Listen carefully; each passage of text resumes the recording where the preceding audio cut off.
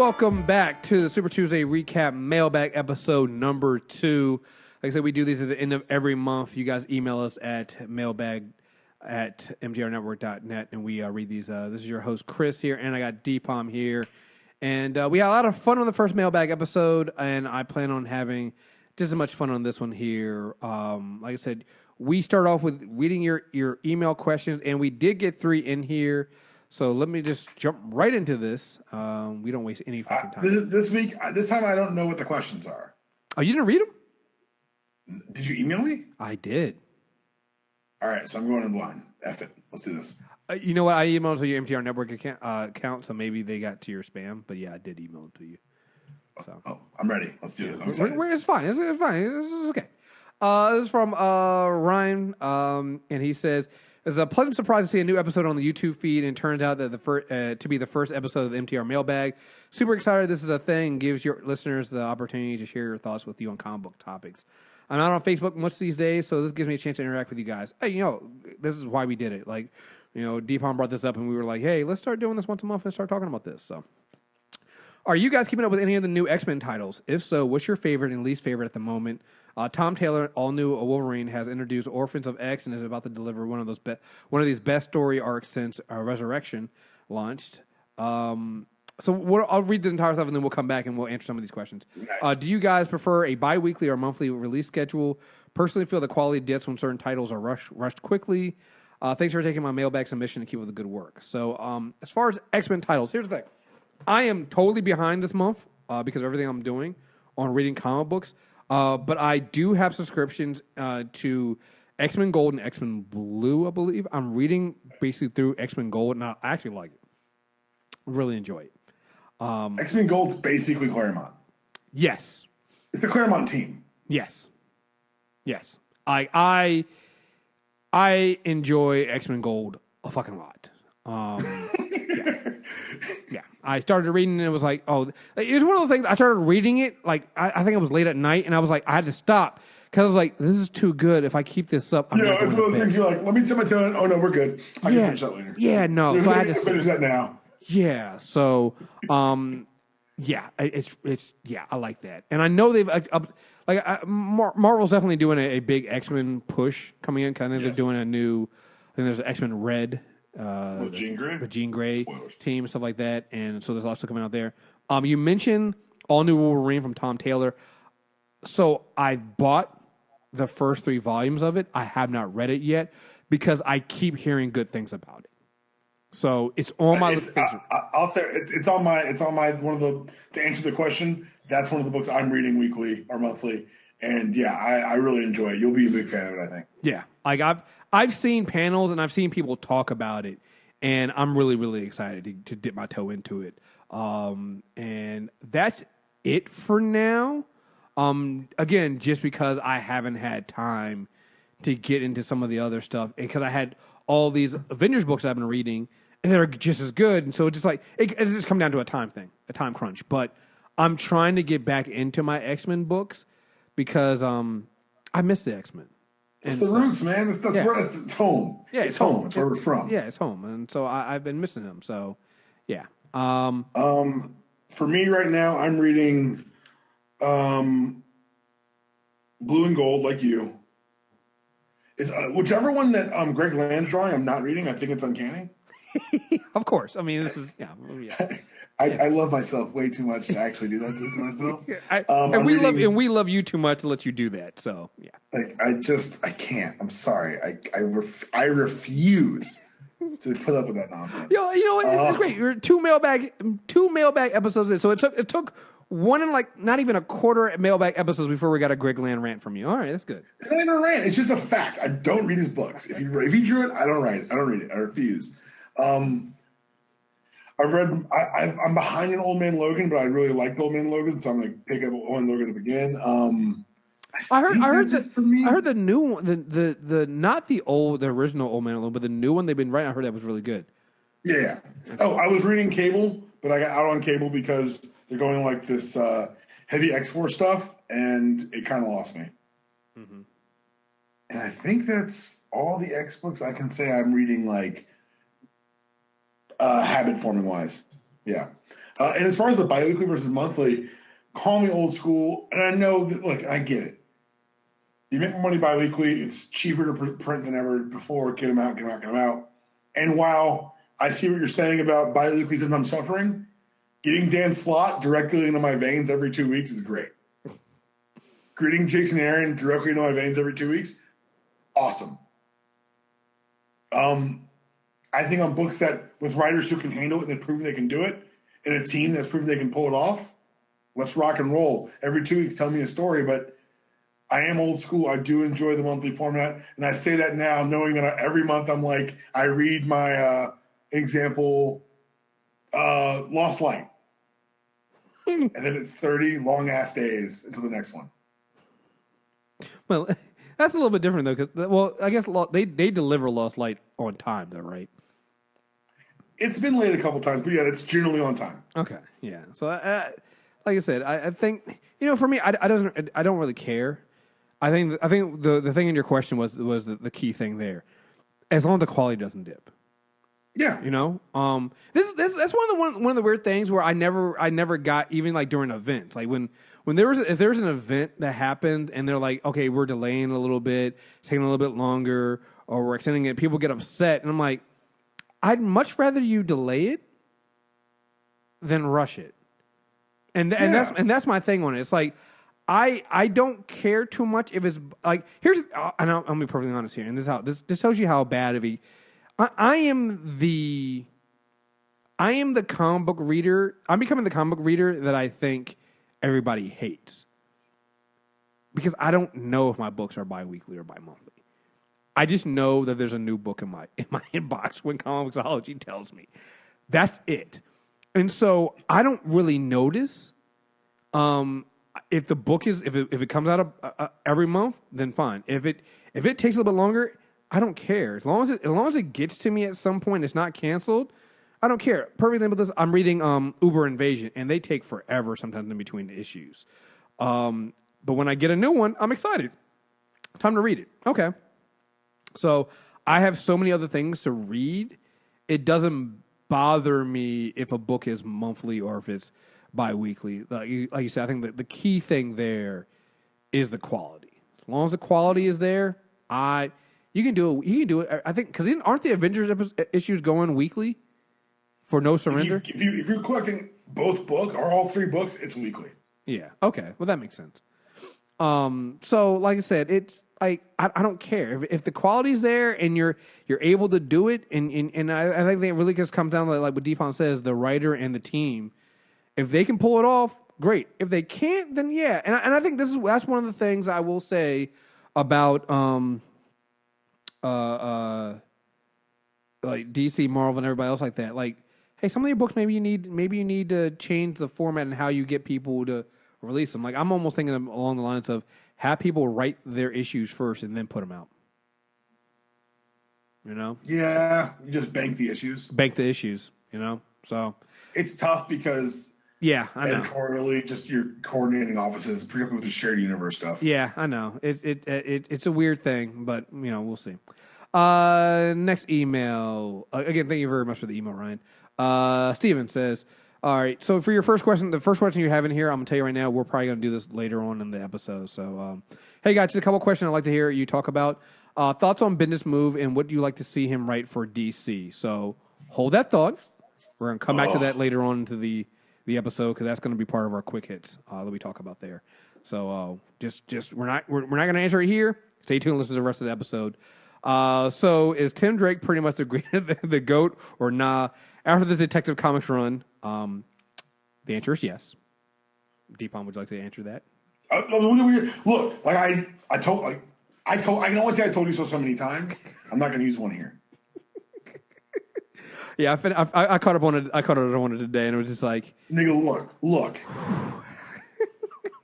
Go listen. Please go listen to our Tim Drake character corner, and just listen to me now, believe me later on. I believe that's the phrase goes. Yes. And then what are some of your must-read books that the big two are putting out right now? Okay. Do you probably want to take that first? Yeah, let's do that. Let's just do some recs. Big two recs. You may go first for you. You go ahead. And it's going to tie in the other question, but everything Bendis is touching at Marvel right now, he's not leaving small. No. Defenders, Jessica Jones, Spider-Man, Invincible Iron Man. Iron Man, The Search for Tony Stark, which has started out great.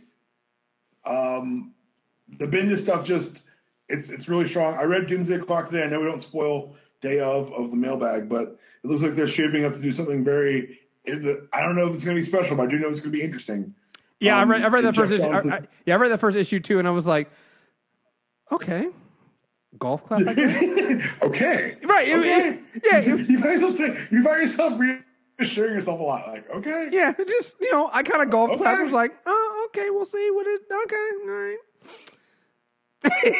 yeah, that was. You have my attention. I'm so glad it's not just me. Like, I'm reading it. It's not bad. But where are you guys going here? I was like, that's what you guys put out for your. And that's the thing is, I'm okay with where's it going. Yeah. I'm okay with that. Yeah. Because guess what? That's the point. And people are like, I don't like, because I don't know how it's. No. You want a story to be engrossing and to kind of carry you along and teach you something, you learn something while reading it. That's what this is going to be for Doomsday Clock.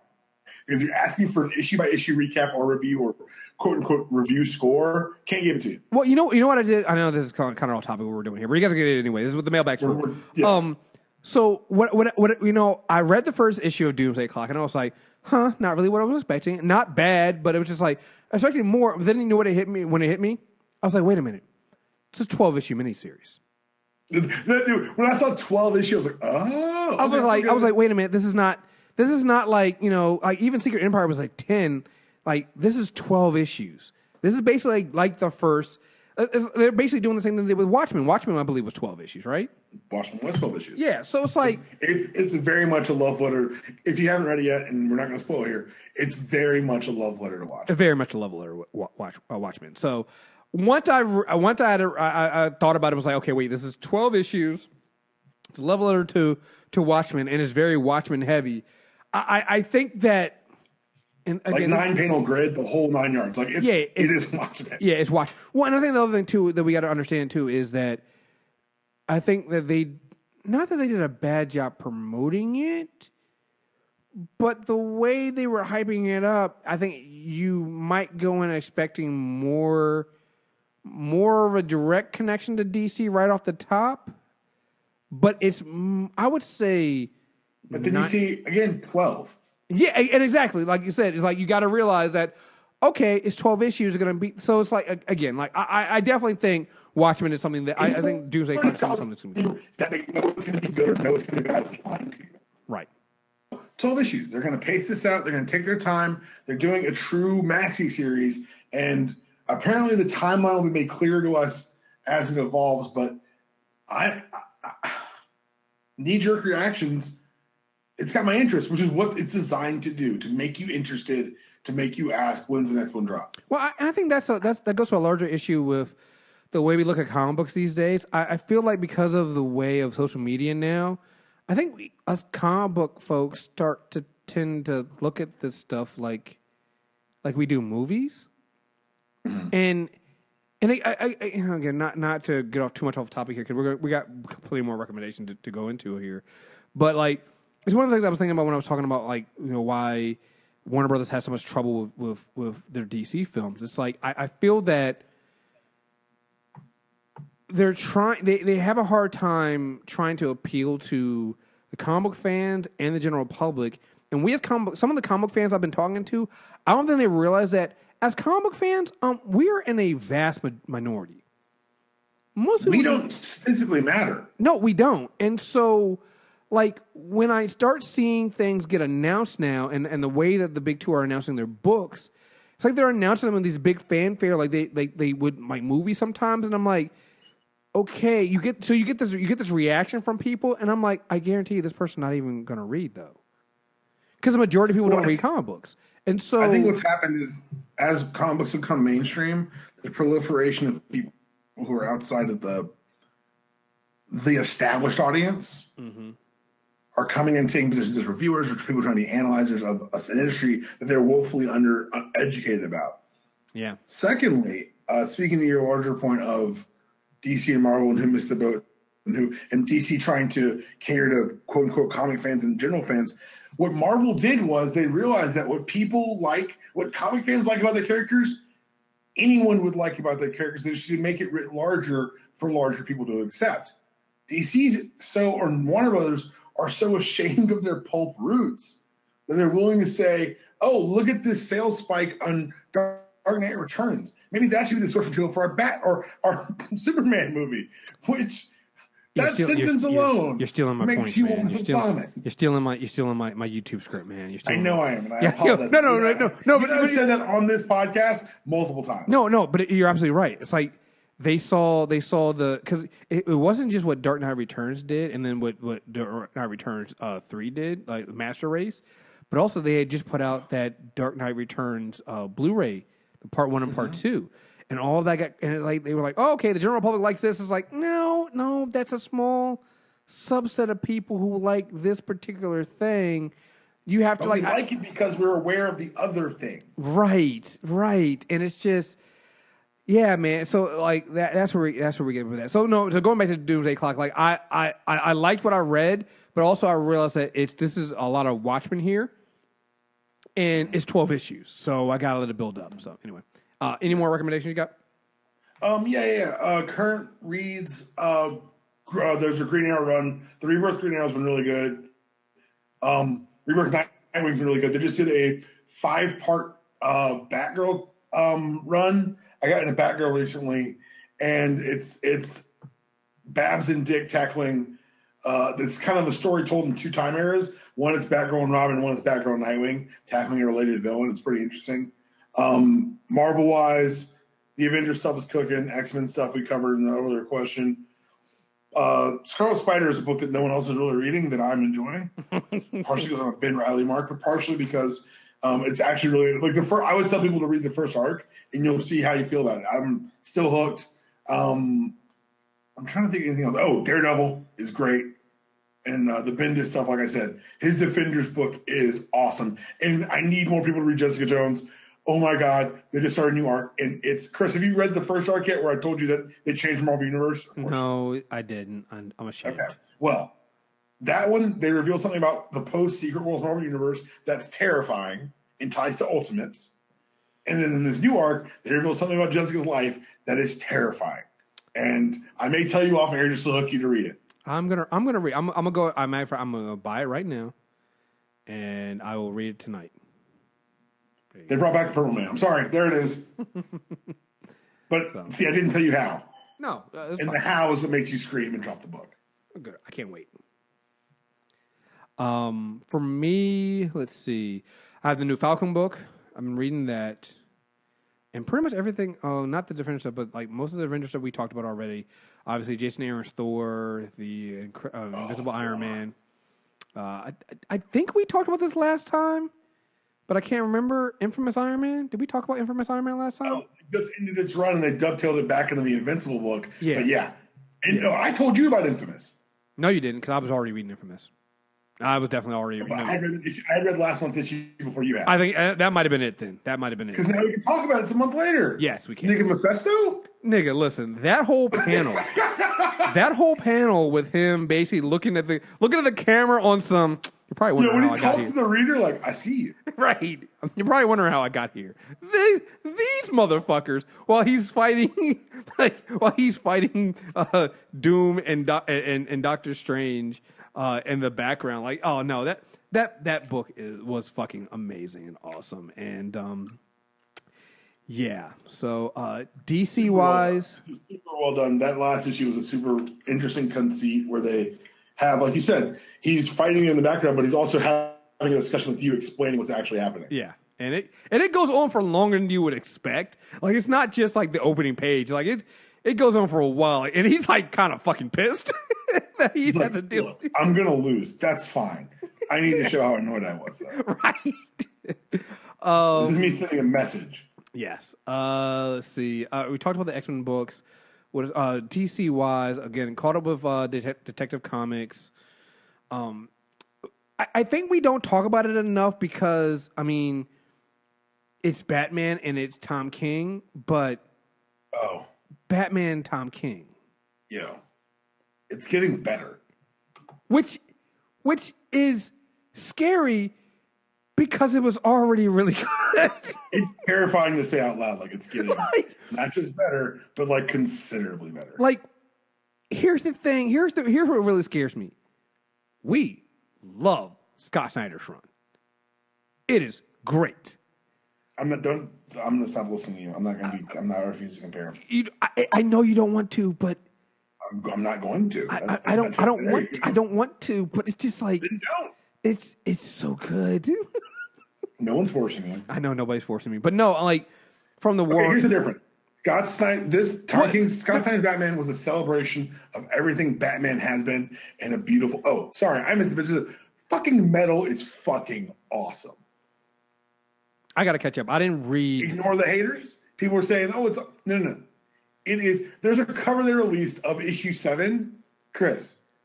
It's Batman, Superman, and Wonder Woman decked out in like medieval armor, and Batman's riding a Joker dragon. Like I guarantee, Greg Capullo was like, "Just let me draw it over." You know what? Whatever I want. You know what the problem with Metal was? I think it's definitely for digital readers. You couldn't just get Metal, and that they were charging you for every other fucking book that was coming out. You can, but you lose the story. And the thing they did here was they put the main story on hold while they told those side stories. I think that's what turned people off. Yeah, and I think that's what like. You're right. It is, and it's for not. Me, it makes more sense because otherwise you're asking me to spend twice as much that month. But if the tie-in book comes out and the main book doesn't, no, you're absolutely right.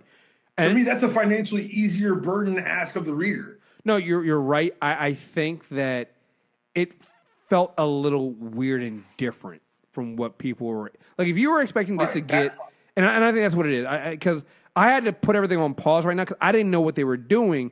Then when I started going back and reading it, I was like, okay, I see it now, and I do like this. But God damn it, you guys should have told somebody this. Like, I don't know, maybe you should, like, cause it just because if you were just subscribed to Dark Knight Metal, one day you just get Dark Knight the Red Death. I'm like, wait, I didn't ask for this, and I'm being charged for it. Tie-ins are so fucking fire. No, but they are. Batmen are dirty. No, they are, and like shit, like the Red Death one. Where he literally he fucking ties Barry to the fucking hood of his car and just steal the Speed Force from him. Like, no, like they're fucked up Batman. Like, don't get me wrong. Like, it's definitely a good story. It's just that if you weren't prepared for that, it was shocking. Right. And I can see that. I'm not gonna fight you on that. I can definitely see that. So, but no, you're absolutely right about Snyder's Batman and Tom King's Batman. Snyder's a celebration of everything Batman was, and Tom King's is about what Batman can be. Right, and they complement each other so well. So well. And it's just, whew, man. You got to remember that Snyder handpicked Tom King. Well, I mean, who wouldn't handpick Tom King for anything? But at the time, Tom King wasn't a known name. No, true. I mean, he was coming. The only thing he had was Vision, and then he came off of that to do. Well, no, it was because the Vision thing happened, but before that, he'd written some issues of Grayson. Okay. Like, I think that was his first comic work. People don't know Tom King's an ex-CIA operative who Backslash is also an amazing writer. Well, yeah, it just happens to be, you know. Just why not pour all the talent into one person? Right, you know, just sometimes life is just unfair. So how about we spread some of that around, Tom? Yeah, it's just like fucking sharing all this. What the fuck's wrong with you? I bet he can dunk and runs like a 4.5 too. Bastard. Now I hate Tom King. Right, you fucking asshole. I'm trying to think if there's anything else from there. I need to catch up on the Flash. I do have a Flash subscription. I'm just behind. Flash is fine. It's not great. It's fine. Yeah. And you know what? I haven't done in a while. I need to catch up on Titans. You do. Titans has been good. I have a subscription. I have the books. I just haven't caught up on them, and so I'm gonna do that. I'll do that. You know what? I'm gonna do that this weekend. So I got plenty of time. Holiday weekend. No time like the present. No time like the present. So. Okay, so I think that was it. Did we cover all those questions? I think we did for that one. And now let's go on to Sam. We got one more email. Let's do it. Hey, Dpalm and Chris, you guys do great work for everything you put out. Thank you very much. I had 2 questions for you. How do you pick your comics to read when doing a character corner? So I was thinking about this one, and 'cause I was like, how do we do this? And so what I realized was we actually have a different process. At least I do for it, whether it's DC or Marvel. Fair enough. Yeah, if it's DC, if it's Marvel, it's easy because basically what we do is, at least this is what I do is, I go to where the character first showed up, and then I can pretty much figure out a straight line and pick out all the major points. I'll throw it back and forth with Dpalm a little bit to make sure we're on the same part. But I think the last few like for Thor, we pretty much knew what we were going to read to begin with. You were like, I'm reading this, I'm reading the sign. Like, and Thor was easy because it was like it was four creators. It was Simonson, then the Dan Jurgens stuff, then JMS, and then Jason Aaron. That basically covers everything. I mean, we had a little bit of Jack Kirby and the Stan Lee stuff at the beginning, but for the most part, that was it. Like, and that's kind of how we do with Marvel. It's like you can kind of go in, and if there's like a movie or something coming out for that thing, and I don't know the character, they probably have it in Marvel Unlimited, and they already have some of the bigger issues right there. I can look at it and use that as a cheat code. So that's pretty much it. Like, we kind of know that. DC is a little bit different. I was like, this would be good. And I'm not gonna lie, I usually defer to Dpalm on this one. And we usually sometimes still come up with the like we're gonna put out Batgirl this weekend. And we kind of had the same idea we were reading for Batgirl. It's just we did the same thing for Hawkman too. I think it's we kind of break it up in eras. Yeah, and go from there. And a lot of it sometimes happened was like pre-crisis and post-crisis with some of the stuff, and you just try to figure out the general points and the biggest points in that character's existence, and kind of spread out from there. And that's pretty much how I do it. I don't know if Dpalm has a different method. I have a slightly different method. So for Marvel, if it's an X-Men character, and this is not me saying that, I have a great memory, I just wake up. Yeah. If we're doing an X character, I don't like. Will I do some research? Probably. Will I do a ton of it? Probably not. I don't have to. The rest of the Marvel characters, I do like you. I go to the Marvel Limited, and I start. Or what I might do is I might Google the character and see what creators come up and try to focus on those runs. Mm-hmm. Or I'll go to like major turning points for characters, or like those stupid trolley sites that have like the top 10 so-and-so stories. I'll peruse those, see what people are thinking consensus wise, but then I'll go through, like you saying, go through the timeline and see pivotal changes, moments, and I try to capture that with DC as well. But like you said, it becomes more because of I don't want to say, and it feels like we're being negative, and we're not. It's just different. It is a different approach to continuity. Yes. So it can be a little bit tougher, but it can be easier too, because generally the DC ones are like, this is the seminal story of so-and-so, or here's a collected edition of the 14 most important stories of so-and-so. So you'll see lists and like table of contents and collections that people have already done the research on. And so from there, I like try to balance out what people are saying. I might talk to people who I know are big fans. Like, one of my best friends is a massive Batman fan, like even more so than me, and he's better about history. So when we do Bat stuff, I'm like, hey man, I want to talk about X, Y, and Z. What are the best stories for that? Yeah. Yep. Like you said, it's funny you mentioned the trolley sites with the list. I always look at them too, and a lot of times I'm throwing away like half the list. Like, I remember when we did Wolverine. I'll go to like 7 or 8 of them side by side and see where the overlap is. Yeah, exactly. Like when we did Thor, like everybody had like some of them were just, you could tell they were just stretching things out because they had Simonson on everything, and so I was just like, okay, Simonson running into 4 parts, like, you asshole. Yeah, it's like, you're being an asshole. This is all. This is all the same fucking story, you asshole. You're hoping that nobody notices it. And sometimes I already have my list, and I'll go, and I'll say, hey, what do other people think about this run? Did anybody else like it and stuff like that? So I remember when we did Wolverine, like, I'm like, Dpalm, I didn't really have to do any reading for Wolverine, but I did because I wanted to. And exactly. So I remember I was going through the list people had written, and they kept putting on that fucking Old Man Logan thing, and I just kept getting. I think that's why I got so angry on the podcast talking about Old Man Logan, because everybody kept listing Old Man Logan as like their favorite story. I think the same thing happened when we did the Flash at one point. It was like Flashpoint. I'm like, every one of you. That's every not one of you who wrote this. I hate Flashpoint. It's not a Flash story. I'm sorry. What the fuck, people? Like it's okay. Let it go. But no, sometimes I do that. But yeah, it's funny. We go that route and find out. But that's basically how I go. And it's funny you mentioned the creators thing. I like doing that too because sometimes because this happened with the Wolverine thing. We had our list for Wolverine. We already knew what we were going through. We had all the comics. But I started going through Marvel Unlimited, and I started realizing that, hey, Brian K. Vaughan wrote a Wolverine miniseries? Hey, right. I like that creator. Let me read this. You know? That's how I do a lot of Marvel, too. If it's someone like, or if it's like just someone that's got so much stuff, Spider-Man, I'll be like, oh, I know some people whose runs I love. Matter of fact, you know what? When we did Magneto, that's how I ended up reading the Cullen Bunn Magneto run. I was like, wait a minute. Yeah. I was like, oh, wait. Yeah, let me check this out and read it. And I was like, hey, wait a minute. This shit is actually pretty fucking good. This is actually really fucking good. What are we doing here? Why didn't I read this before?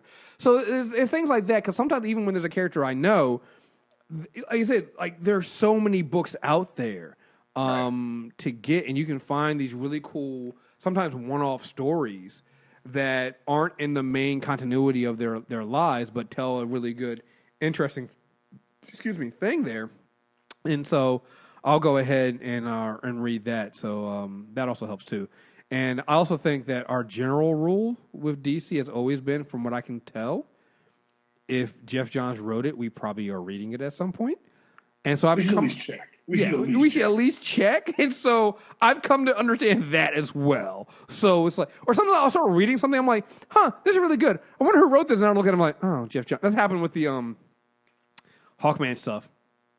Like I started reading stuff. I was like, yeah, I'm reading this. You were like, yeah, I'm just kind of reading the Jeff Johns stuff. It's like, yeah, let me go find out what that was. And I'm like, oh yeah, I'm reading the Jeff Johns stuff already. Okay, that's what it was. Okay, yeah. So, and then your second question was, who is your favorite X-Men and which one do you hate?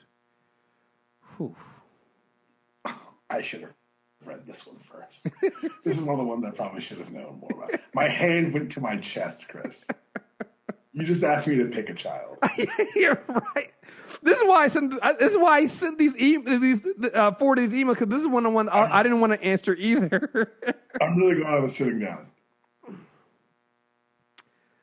Who you got? We got one. Like you prepped for this. I didn't prep for this. I said I read them. I couldn't prep for this. Like you said, it's like choosing your favorite. So here's the thing. Look, I'll go with. I can't say what now my favorite X-Men is, because like I said, I love them all. I love all the stories. I do know growing up, obviously for me it was Wolverine.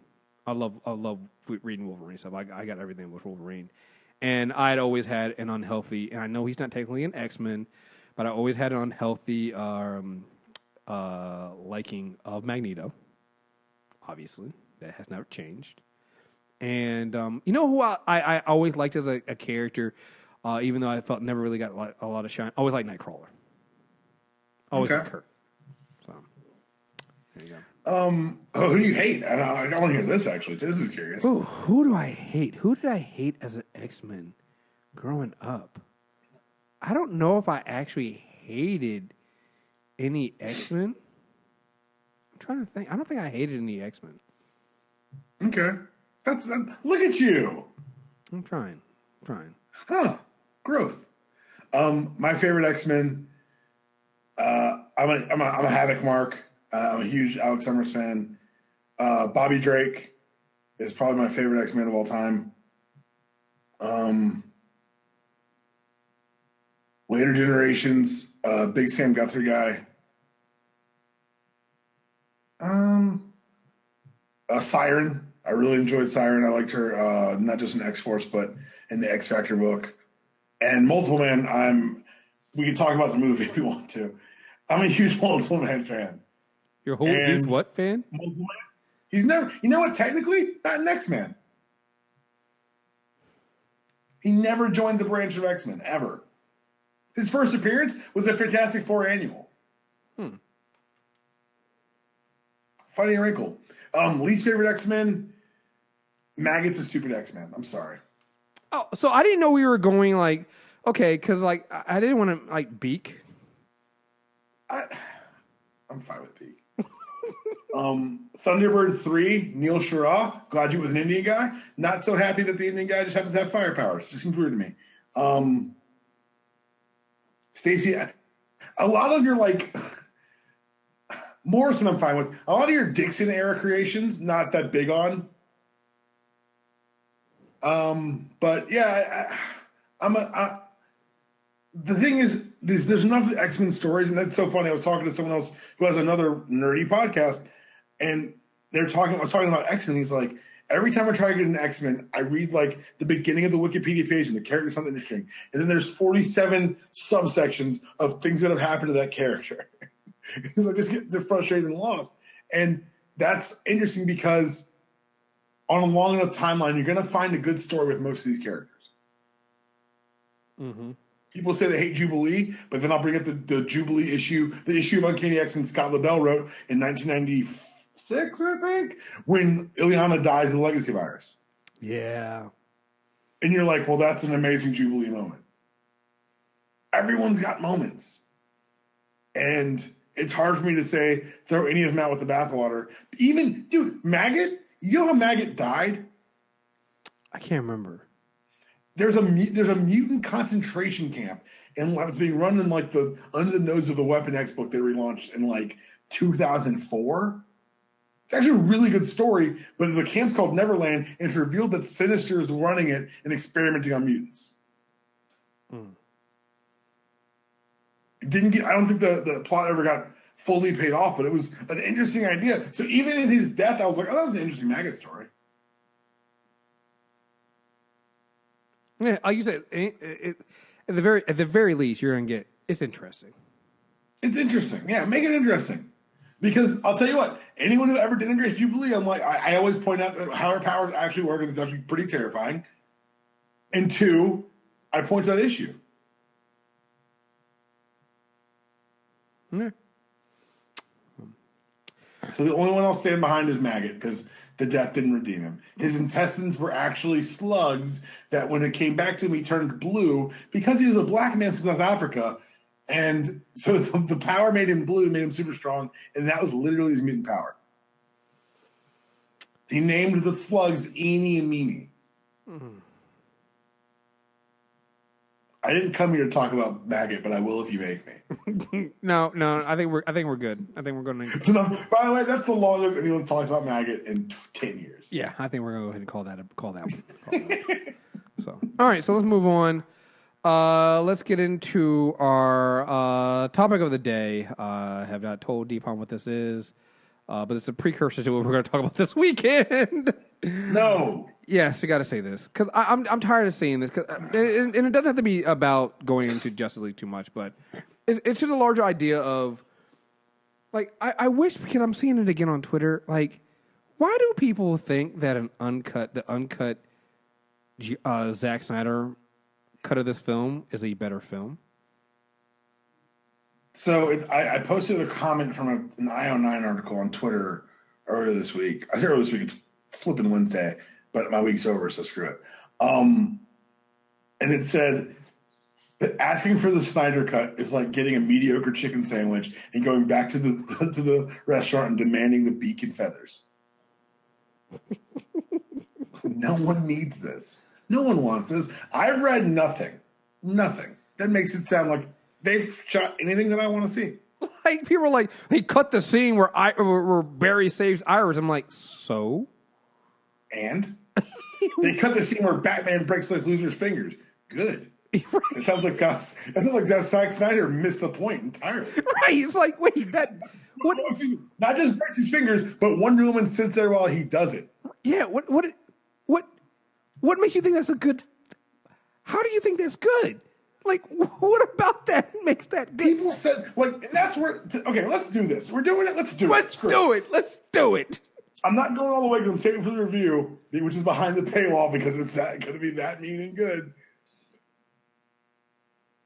Who are these Zack Snyder fans? I don't know. I'm trying to understand. Who who wakes up in the morning, turns off their sucker punch lock screen, opens Twitter, and decides to share these horrible fucking opinions? Are they going to hold on? Am I going to get Snyder fans defending Sucker Punch to me? Please don't. Holler at your boy at Dpalm66. Defend that movie. It is terrible. Not even Justice League. Because you know what? I love that sigh right there. I'm trying not to. Like, I'm really trying to reel it in. Because I got to say something for the review, right? No, you got to say something for the review. You know, trust me, there'll be plenty. I have a feeling that Chris has got a list of things to say to me to like egg me on and push me further. I would never do such a thing there, man. Come on. That's confirmation. That is. Go premium today. The more I think about this movie, the more I feel like a rube for paying for money to see it. Partially because, and I'll say this, there are entertaining as hell parts of this movie. Which you couldn't say for BVS. BVS was a 2.5 hour funeral procession. Yes. This had some moments. This had some triumphant, fun moments. Can we spoil? Are we spoiling here? I mean, if you, why not? No, I'm not going to. No. Here's the thing. I'll talk about. I can talk in general terms about other things in the movie. I want to say you could spoil it because why not? It seems like everybody else from WB is spoiling the movie. Their promotions. If you didn't know Superman was coming back, and I get it, we all kind of played. I get it. We all kind of played the Superman. Oh, he died. What are you talking about? We saw the stones float on his grave, which we knew Superman's dead, guys. And guess what? You want to reveal in Act 2, perfect, whatever. Leads in Act 3, all the redemption shit, fine. How the fuck dare you put him on marketing less than a week after it drops? Well, that's what I don't understand. What if a week after Usual Suspects came out and starring as Kaiser Soze, it's Kevin Spacey? Like, what the fuck are we doing? Oh, man. You want to give all these conspiracy theories about how you're hearing things behind the scenes. If something happened on that set, we would have heard about it that day. Your Snyder cut is a pipe dream and a fucking dumb one. Shut up. Go do anything else with your time. There's nothing in those scenes that add anything to the movie. It's like when I see people literally try to tell me, well, no, the ultimate cut of BVS made it better. I'm like, so wait, you're telling me you paid? You paid? You saw BVS and your reaction was give me more. Fuck you. You paid to see it in the theater. Then you paid money. I feel like if we talk this out to you and then you repeat after us and say it out loud, you'll realize how silly it sounds. You pay for BVS. You know what my tricks was when I was in my 20s when my friend was dating someone horrible? I would have them describe her to me and like try to be as honest as possible. Then I would make them literally call themselves and leave themselves a voicemail and then play it back. I'm like, that's the person you're with. That's what we should do for these people. We should make them say everything that got them to the end point of the Ultimate Edition is better.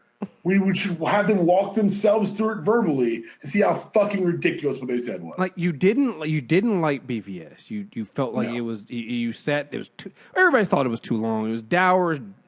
It's too long. What, you're going to give me more? Bring it on. Like what kind of masochist? But it's worse than that. Because I'm pretty sure that Blu-ray was at least $19.99, probably $24.99. So you paid $24.99 to get a 3-hour R-rated cut of the first live-action viewing of Batman, Superman, and Wonder Woman in a movie. No. No. Like, it's always funny when people go to it. So people go, but did you watch it? I'm like, where do I have the time?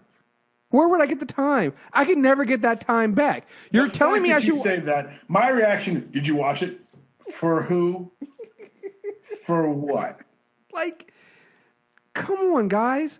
There is, and beyond just Justice League, let me just tell you this, because I watch a lot of fucking movies. I can tell you with almost certainty, director's cut should not make better films. I'm sorry, they don't. There's a reason editors exist. Yeah. Look, You might go, well, I like the director's cut of insert movie. I guarantee you that movie was probably already a good movie. Case in point, I love the director's cut of Aliens. Here's the thing. Aliens is already a good fucking film. So it's already good. It's already there. It just gives me more of what was already good there. It's like when people try to tell me that the director's cut of Daredevil was good. And I'm like, no. It's a bad film. So I'm going to let everyone know a little secret about making movies. The director, the name you see on the marquee, doesn't matter. Particularly in the age of digital, really doesn't fucking matter. There's no film limits. You know who really directed your favorite movies? Go down the credits, find an editor. Spoilers, usually a woman. Mm-hmm. That's your director. That's who created the shots you love. That's who created the moments that stuck with you. The line deliveries, the one who made the choices was the editor. Here's the thing. A lot of the film gets cut. Like, I always see people go, well, why did they cut that out of the film? Why they cut? Like, do you know how much films get? First of all, film 1,000 reasons, you goddamn idiot. First of all, films are not. They're just like TV shows. I mean, they're not. Well, anything is filmed. They're not filmed in order. You don't start with, okay, we're scene one. This is it. That's not how we do it. Like there's different reasons for different shots are being shot on different days. Different scenes are being shot on different days. Then it's all put together after all that's done. So this idea that somehow all this stuff was should have been put into that film and it would have worked makes no fucking sense. It just doesn't. That's not how films do it. Like, there's a reason why most films, the first cut of all these films, they'll say, well, it's like 4 hours long. Yeah, because they probably shot more than they need. And then you put it together and you cut it out. They overshoot so the editor has something to work with. Yeah, that's what you do. Then you find out, hey, this doesn't work. This doesn't go with the tone we want. What happened with BVS, what happened with Justice League was Warner Brothers realized we've been shooting this film for over a year, and we need to change the tone. And we have 4 months to do it. And we need to forget what we did in BVS because that was trash. Basura. And so they made the best out of a bunch of worse decisions.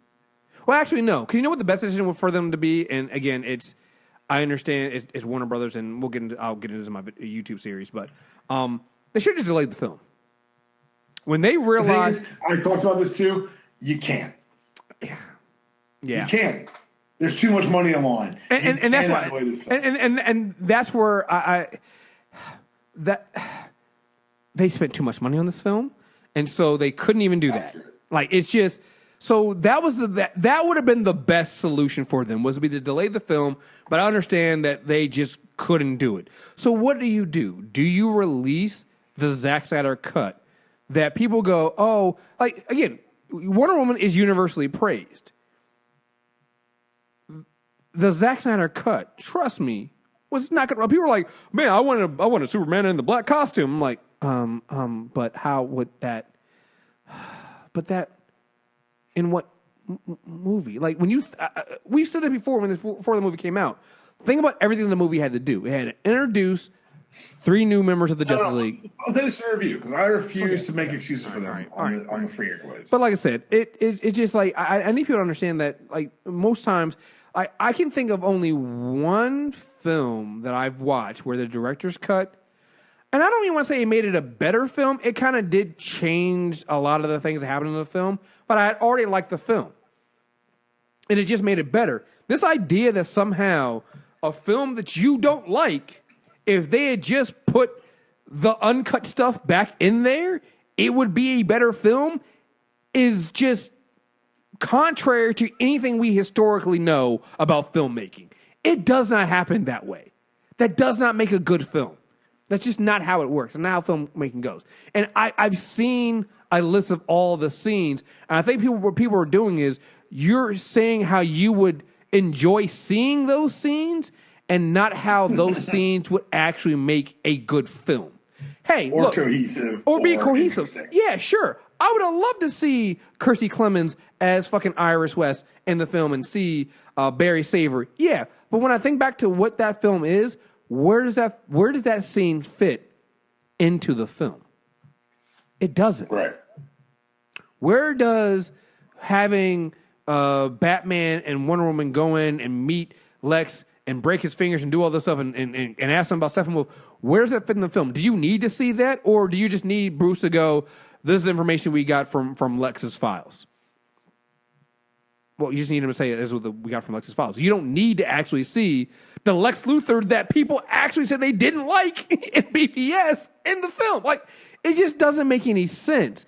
And I don't think people understand that what you're trying to do with a film is not throw as many scenes in there that you like, but to make a cohesive film. And none of these scenes make a cohesive film. They just add bloat.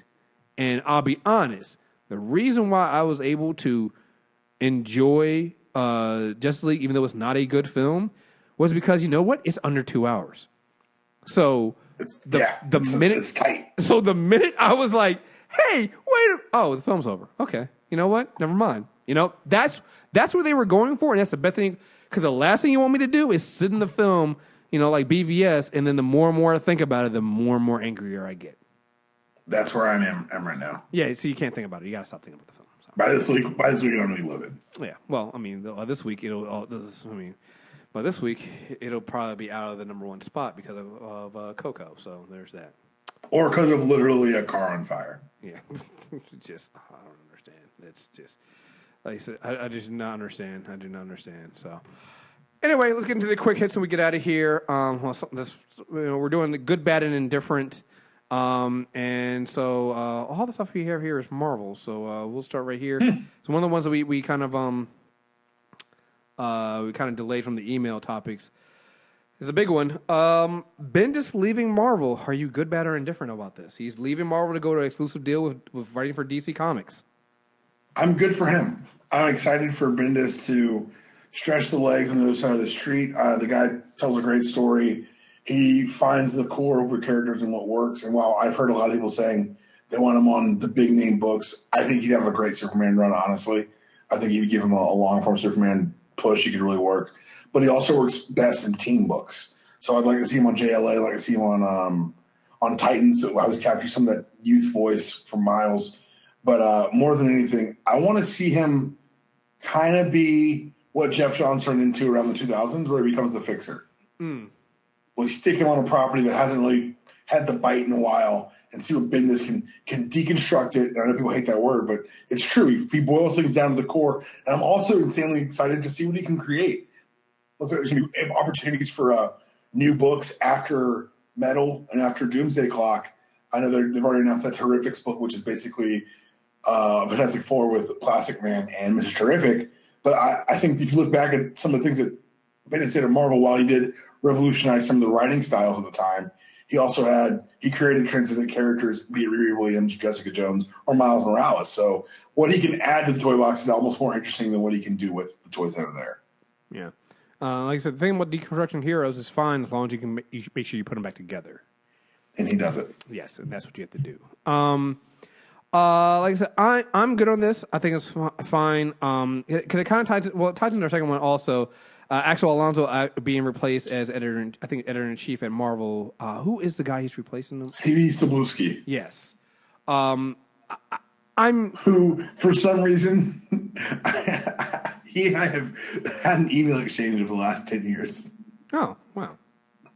I just ran out. I was looking for something in my email. It pulled up. I was like, I wonder if that email still works. Huh.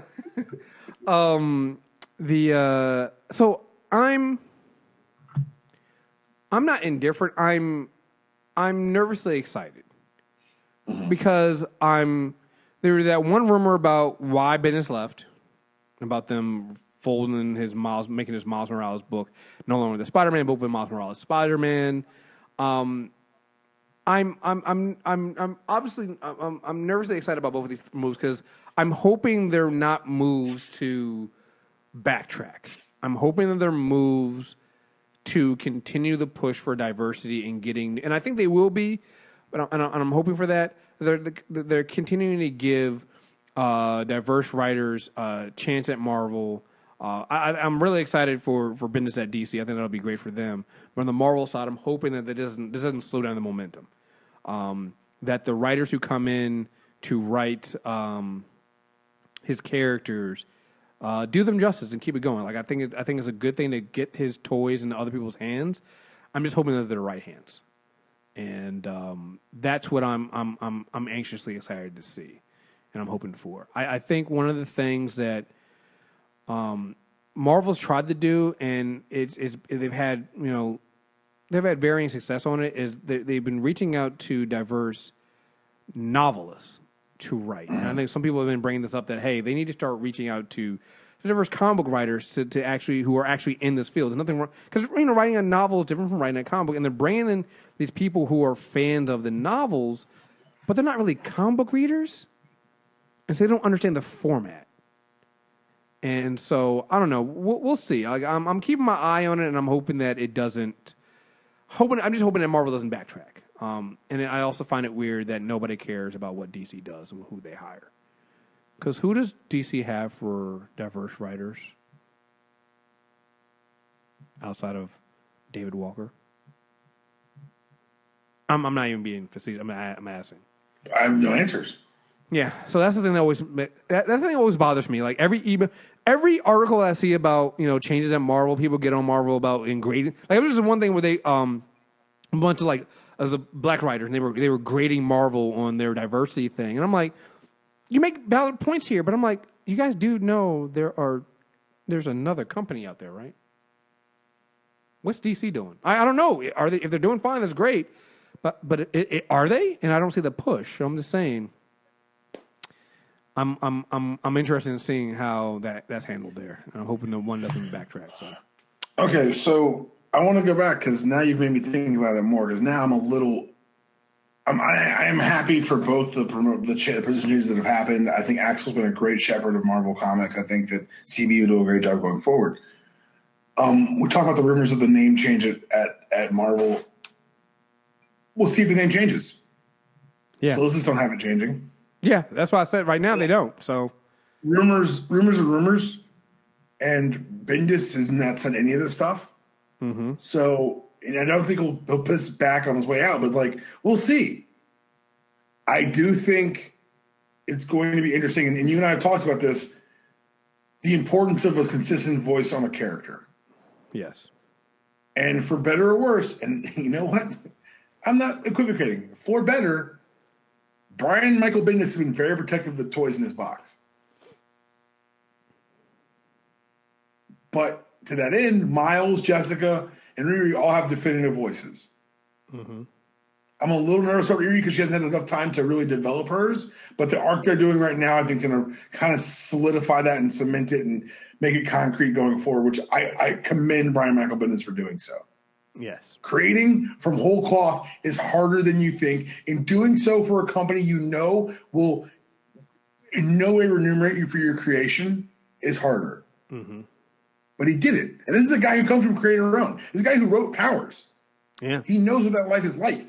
And he did it for Marvel knowing what he was doing. He made our world richer at no great benefit to himself. Yes. So when people say, "Oh, I'm glad someone else should write Miles," good fucking luck. It's tough. I've had favorite characters and favorite books ruined. And guess what? When they're young like this, don't take long to ruin them. Yeah, no, like you said, it's people say that, and I'm like, it depends on who writes them. We'll see. Yeah. And also, sorry, not to interrupt, but this rash of hiring novelists, be careful. Yeah. This is a world built on, and it's like I talked about last mailbag. This is a world built on deadlines and strong editorial control because you're not playing with your toys anymore, and you can't write for as long as you want to write. You've got this many pages. You got to account for ads. There's a style to writing a comic book that's harder than you think. Right, which is why I think there's been this push of us saying, "Hey, listen, you don't need to hire just any old body to write them." There's a bunch of black creators out there who write comic books. You can get them. They know the medium.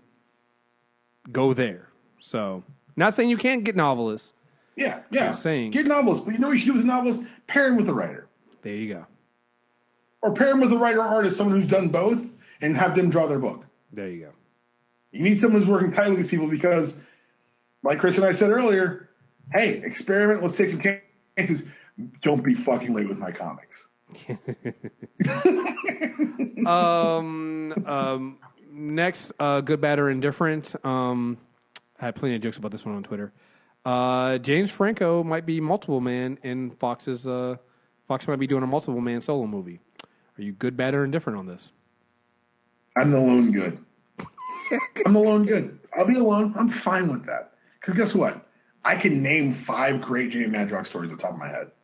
And for all the things I think about Franco in his real life, guy can act. Oh, no. I just saw The Disaster Artist, and he can act like shit. This guy can fuck. Yeah. Oh, we can talk about him all we want. When it's time to do his fucking job, he's very good at it. Like, he's very good at that job. Yeah. So I hear, yeah. The Madrox thing, it's interesting to me because there's so many different ways you can play it. And the reason it makes me kind of excited is it feels like the X-Men universe at Fox is learning the lesson that Marvel learned a few years ago. Actually learned from the Outjet. Superhero is not a genre. We can tell different stories with these characters in these universes. Have you ever read the Madrox miniseries? I think Peter David wrote it, but don't hold me to that. No. Okay, so what happens is Madrox is drinking in a bar, and a dude walks in. And this dude's been a detective for 3 years in Chicago. He's been shot and he's bleeding out. And he makes Madrox primal absorb him so he can remember what he remembered. And you reveal that Madrox has been sending out dupes in the world to come back with life experience. He's got one dupe who won Jeopardy, one's a SHIELD agent. He's got all this knowledge and information, and he's never left his bar stool. That's a Madrox I can watch. Yeah. Because, of course, a dupe goes bad. A dupe doesn't want to be reabsorbed. Or maybe there's the best part about the whole series is in the middle of it, he creates a dupe to rescue someone off a ledge. And because at this point, his powers are getting weird and they're becoming more independent. The dupes are more reflexive of parts of his personality. And the dupe goes to the guy on the ledge and says, "You can help me up." He says, "Nope, I'm the part of Jamie that can't be trusted," and pushes him off the roof.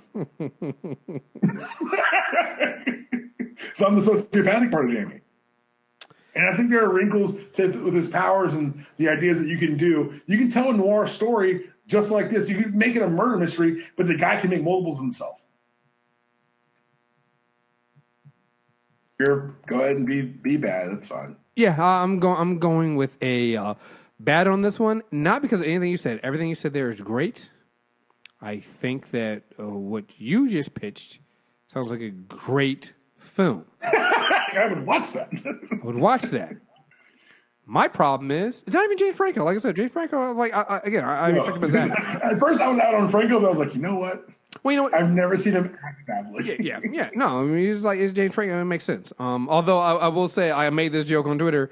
They're definitely going to have Danny McBride there, and he's going to make a James Franco sucking his own dick joke. It's just what's going to happen. It's Danny McBride and it's fucking James Franco. As long as we've accepted it, whatever. Yeah, it's just whatever. Here's the problem. It's Fox. Now, nothing you said there is actually going to happen. And I believe it's Simon Kingberg, which is the same problem that all these other films fucking had. So, yeah, no. It's not going to work. Like, I refuse to get my hopes up for it to be good. Look, I'm not at hope. I'm talking myself into accepting. Okay, I got you.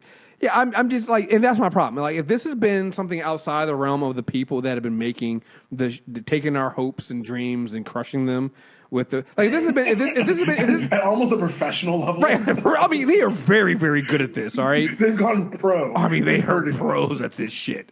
If this had been something like, along the same lines of, I consider the Deadpool universe separate from the X-Men universe. So this is say it had been like in the X-Men side of the fence. I mean, on the Deadpool side of the fence, I'd be all in. Like, I'm all in. I'm waiting to hear more about this X-Force movie. For me, it doesn't sound like you could do anything where Madrox would. There's no point in his history where he's been like rah X-Men guy. And you think that stops Fox because? If you can stand alone Daredevil or Deadpool, you can stand alone Madrox. They didn't want to stand alone Deadpool. but they did, and it worked. Only because, like, again, the person that did that is all Ryan Reynolds. Like, it had nothing to do with the other side. I don't believe it. So I'm hoping they learned the right lesson. No, you're right. banking on history to prove they learned the wrong. You know what it is? I am where you're at with the DCEU with anything Fox related. That's fair. And that's where it comes down to. Like I said, I will say this about the Fox X-Men universe. Like, give them credit over Warner Brothers. They at least, I don't say they have a plan, but they have a system in place, and they stick to their system. And one failure doesn't get them to run around and like chickens with their head cut off. Like, people don't realize X-Men Apocalypse flopped. That was a flop. Real bad. It did like $500 million, and that was it. Right. But Justice League no. See, I didn't want to do that. It escaped. I didn't mean to say it. So, but yeah, I would, if they can get their shit together, like, you know, Bryan Singer not being around kind of gives me some hope. Maybe Simon Kinberg can get his shit together, and I don't know, but I don't believe so. I think he's just as bad as Bryan Singer. I'm waiting for that entire group to get the fuck out of there. Once that entire group's out of there, I might feel a bit better. Because here's the thing. We know Fox can do better because, fuck, The Gifted is good. You know, Legion was good. We know they can get their shit together when they can get their shit together. It's just a matter of them doing that. So, I don't know. We'll see. You mentioned Jane Franco. I didn't have this in there. We got two more. And I want to bring this up. And I know there's a long shot here. And I know we're not really feeling well on DC right now. But, there was a rumor that Ben Affleck might be going as Batman. Another one? And they were thinking about maybe getting a replacement. Now, this might be a rumor. Who knows what's going to happen? I'm telling you right now, Ben Affleck's going as Batman, guys. I'm just saying. He does not. Okay, so for the record, I told our audience this last summer. Yeah, you did. What did I say? I said when they took the director chair from him, he was done as Batman. And when they threw out his fucking script, you know what a slap in the face that is? Yeah. Let's erase all the other shit we're talking about. Let's just do it as you as a man. We've come in, we said you're going to run this department. You're going to create your own department. You're going to hire who you want, and you're going to be able to run it the way you want. Okay, cool. That's great. Let's do this. 6 months out. 6 months in, excuse me. We haven't even up to speed. We're doing design. Yeah, what you design isn't good enough. So what we're going to do is we're going to keep you as the figurehead. You're going to be the face of the company. We're going to throw a bunch of shit behind you in this program. Right? That's what happened, right? Not only is it what happened, but it's also one of those things where do I trust Warner Brothers that his script wasn't good? Because that's the thing. Like, I kind of do. You kind of do? Okay. Okay, you tell me the Ben Affleck age Batman story you're pining for. Oh no, but that's no. I mean, they have a problem already with his age. I'm sorry, hate to be ageist, but they painted themselves in the corner with Ben Affleck Batman. He's too old. They did it. So there was. He's not a bad. He did another good job as Batman and Bruce Wayne for what they asked him to do. Yeah. Yeah, I mean, it's just, he's not giving enough. He's not giving enough to do. So there was rumors. That's the problem. Yeah, but there was rumors that they were looking at Jake Gyllenhaal to replace him, and everybody was like, "Oh, I don't know." But here's the thing, and when you saying something about James Franco reminded me of this, guys. Jake Gyllenhaal can act his ass off. And I think he could work as Batman. Maybe not DCEU Batman, because I don't know what that Batman looks like. This Batman they've created is completely other Batman. Right. But assuming that a Matt Reeves Batman movie / with Jake Gyllenhaal is like a completely different Batman than what we've fucking seen so far in the DCEU, you have my attention. Can he at least just have fewer guns? Maybe he just carries a sidearm. I don't know. Like maybe he shouldn't have Gatling guns on everything he fucking owns. Okay, we're doing this weekend. Sorry. Can he? I mean, can he be the world's greatest detective? Because shouldn't that be the name of the Batman film? Like keep calling the Matt Reeves Batman film. Shouldn't it just be called World's Greatest? or World's Greatest Detective? No, I've tweeted what they should be doing about this. It should be an entire series of movies that are just Tales of the Dark Knight. It's a different Batman every time. There's no continuity. No one needs another montage of graves, you sons of bitches, or pearls. We get it. They're dead. Now, didn't they open up? Trivialize Bruce Wayne's loss, but they've been dead for a while. Just do Tales of the Dark Knight. You want to go out of continuity? Great. Give us 2 hours. In the first one, I would do, if you could get Jake Gyllenhaal, would cost less than $20 million. That's the thing about a Batman film. You can do a Batman film cheap. You don't have. I know you see the word Batman, you think, give me that budget, baby. Like exploding fucking penguins. You don't have to. Nothing about Batman, aside from the toys, says, cut me a check. Give me a bunch of green screen. No. Grounded, gritty. You know what the best thing that happened to Hollywood was in the last 10 years, 5 years? John Wick. Because what Taken did for action movies, it's established that the one more job reluctant hero, that there was a place for the aging action star. What John Wick does says, oh no, there's also a place for high stylized action that people are going to love. Right. With shot in a method with which. So did you know that John Wick's directors were actually the stunt coordinators from The Matrix? Yes. That's how loyal Keanu's been to these people since. They shot action well. They shot it wide so you can see everything. One of the qualms about Justice League for me was Batman's opening scene, his activities on the roof. There's a lot of heavy cuts for no good goddamn reason. And then the bad guy gets away, which, whatever. It's a fucking movie. Give me someone who can shoot action, and just give me one night in Gotham. Maybe deal with Two-Face at the end and go deep, but you can do 2 of these a year. Mm-hmm. You want a franchise, WB? Legends of the Dark Knight or Tales of the Dark Knight. You have, here you go. Have Bale do the opening and closing voiceover each one. You think you know Batman. Do you know Tales of the Dark Knight? And then at the end, there's been another Tale of the Dark Knight. Like, that's it. You're giving away your best ideas for free, Dpalm.